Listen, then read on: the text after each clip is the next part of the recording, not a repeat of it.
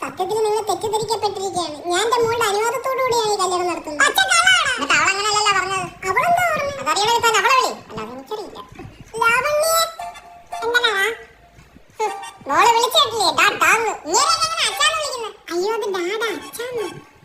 മോളെ ഞാൻ നിന്റെ അടുത്ത് ചോദിച്ചിട്ടല്ലേ കല്യാണം ഉറപ്പിച്ചത്. അതിൽ നോക്കിയാൽ ഉത്തരം കിട്ടില്ല. പ്രിൻസേ കേട്ടോ.